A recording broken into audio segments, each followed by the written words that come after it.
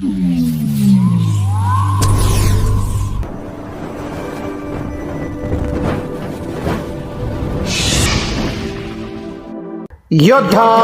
News Marathi.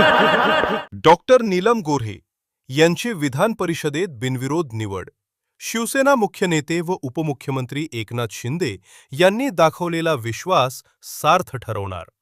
महिला सुरक्षा, पीडितांना संरक्षण, विकास कामांना गती आणि विधिमंडळातील जबाबदाऱ्या सक्षमपणे पार पाडण्याचा निर्धार. मुंबई, दिनांक 5 मे 2026.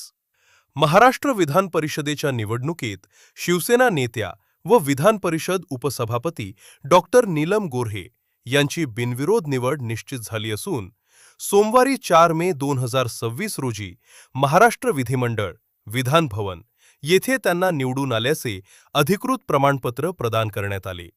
शिवसेना मुख्य नेते तथा उपमुख्यमंत्री एकनाथ शिंदे यांनी 30 एप्रिल 2026 रोजी डॉक्टर नीलम गोऱ्हे आणि ओम प्रकाश बच्चू कडू यांना उमेदवारी दिली होती. 2 मे रोजी झालेल्या छाननी प्रक्रियेनंतर निवडणुकीचे चित्र स्पष्ट झाले. विधान परिषदेच्या 10 जागांसाठी 9+1, 23 एप्रिल ते 13 मे असा निवडणूक कार्यक्रम जाहीर करण्यात आला होता. उमेदवारी अर्ज भरण्याची अंतिम मुदत 30 एप्रिल होती. त्यानंतर छाननी झाली आणि उर्वरित अर्जांमध्ये तांत्रिक त्रुटी व कमतरता आढळल्यानं ते बाद झाले. परिणामी 9 उमेदवार आणि 9 जागा अशी स्थिती निर्माण होऊन ही निवडणूक बिनविरोध झाली.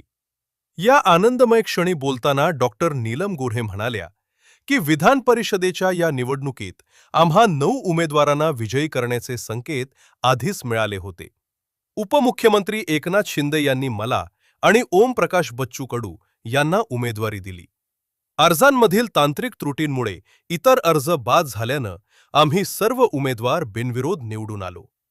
आज आम्हाला निवडणूक आयोगाचे प्रमाणपत्र विधानमंडळाच्या निर्वाचन अधिकाऱ्यांमार्फत देण्यात आले. त्यापुढे म्हणाल्या की हिंदू हृदय सम्राट शिवसेना प्रमुख बाळासाहेब ठाकरे आणि धर्मवीर आनंद दिघे यांचा वारसा पुढे नेत असलेले आमचे मुख्य नेते एकनाथ शिंदे यांनी माझ्यावर विश्वास ठेवून मला ही संधी दिली. त्यांच्या या विश्वासाबद्दल मी मनापासून आभारी आहे आणि त्या विश्वासाला न्याय देण्यासाठी कार्यरत राहीन. महायुतीतील घटक पक्षांचे सहकार्य, मुख्यमंत्री देवेंद्र फडणवीस, उपमुख्यमंत्री सुनेत्रा पवार यांचे मार्गदर्शन यामुळे मला लोकप्रतिनिधी म्हणून काम करण्याची संधी मिळाली. या काळात अनेकांना मदत करता आली आणि पुढील काळातही महिला विकास, तीर्थक्षेत्र विकास, महिलांची सुरक्षा, पीडित महिलांचे संरक्षण तसेच शिवसैनिकांच्या माध्यमातून विकास कामं लोकांपर्यंत पोहोचवणं आणि विधिमंडळातील कामकाज प्रभावीपणे पार पाडणं यासाठी मी सक्रिय राहणार आहे, असेही त्यांनी नमूद केले. या प्रसंगी विधान परिषद सदस्य मनीषा कायंदे, महाराष्ट्र शिवसेना सचिव भाऊसाहेब चौधरी, संजय माशेलकर, उपनेते कला शिंदे, शिल्पा देशमुख, संजना घाडी, आशा मामिडी, सुवर्णा करंजे, ज्योती मेहर, युवा सेना महाराष्ट्र राज्य सचिव किरण साळी, स्त्री आधार केंद्राच्या विश्वस्त जेहलम जोशी, पुणे जिल्हा प्रमुख देविदास दरेकर, पुणे महानगर प्रमुख आनंद गोयल, बीड धाराशिव संपर्क प्रमुख संगीता चव्हाण, सांगली संपर्क प्रमुख सुनीता मोरे, नांदेड संपर्क प्रमुख रंजना कुलकर्णी, छत्रपती संभाजीनगर संपर्क प्रमुख प्रतिभा जगताप, अहिल्यानगर जिल्हा प्रमुख उज्ज्वला भोपळे, संपर्क प्रमुख डॉक्टर शबनम इनामदार, मंचार नगराध्यक्ष राजश्री गांजाळे, मुळशी विधानसभा प्रमुख कांता पांढरे, मुंबईतील विभाग प्रमुख शालिनी सुर्वे, नीलम पवार,